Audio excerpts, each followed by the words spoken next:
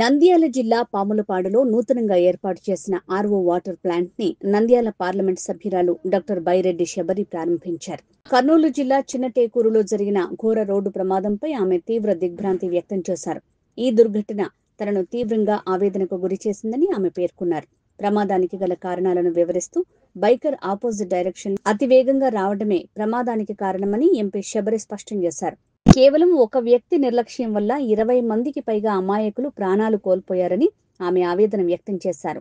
వాహనదారుల తీరుపై శబరి తీవ్ర అసంతృప్తి వ్యక్తం చేశారు.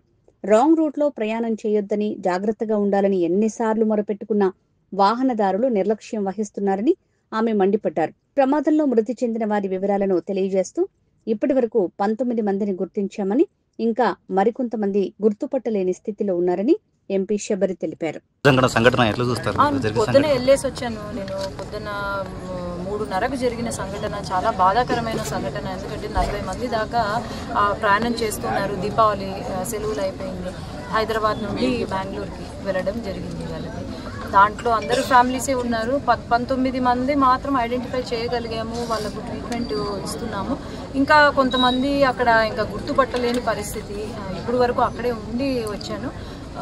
ఇంకా కొంచెం ఇన్వెస్టిగేషన్ చేస్తే ఆ బైక్ ఆపోజిట్ డైరెక్షన్లో రావడము అనేది అయితే జరిగిందని నేను అనుకుంటున్నాను. ఆ సిచ్యువేషన్ చూసిన తర్వాత అందరికీ ఒకటే, ఆ సమయంలో ఆ బైక్ నడపడాలు, తర్వాత హైవే పైన ఆపోజిట్ డైరెక్షన్ వెళ్ళి ప్రతిసారి ఊర్లకు వెళ్ళి నేను ఎన్నిసార్లు చెప్పినా కూడా ఆపోజిట్ డైరెక్షన్లో వెళ్ళొద్దండి అన్నా కూడా వినకుండా వెళ్ళడం జరుగుతుంది.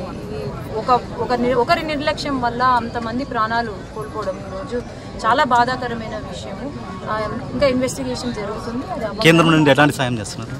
నరేంద్ర మోడీ గారు సాయం అందించారు. ఫైనాన్షియల్ అసిస్టెంట్ 2 లక్షల పాటు, తర్వాత వీళ్ళకు ఇంజూర్ అయిన వాళ్ళకు కూడా 50,000 ఇస్తామని ప్రకటించారు. అట్లాగే సీఎం గారు కూడా ప్రకటించారు. కేంద్ర ప్రభుత్వం అయితేనేమి, రాష్ట్ర ప్రభుత్వం మన సీఎం గారు అయితేనేమి దగ్గరుండి ఇన్సిడెంట్ జరిగినప్పటి నుండి దగ్గరుండి మమ్మల్ని ఇక్కడికి వెళ్ళండి మీరు ఏంటి అని అప్డేట్స్. ఆయన లేరు, దుబాయ్లో ఉన్నారు. అప్పుడు కూడా ఫోన్ చేసి ప్రతి క్షణం ఫోన్ చేసి అధికారులకు కానీ మాకైతేనేమి ఫోన్ చేసి కాంటాక్ట్లో ఉన్నారు. ఖచ్చితంగా ఫైనాన్షియల్ అసిస్టెంట్ అయితే బోత్ కేంద్ర ప్రభుత్వం, రాష్ట్ర ప్రభుత్వం ఇవ్వాలి.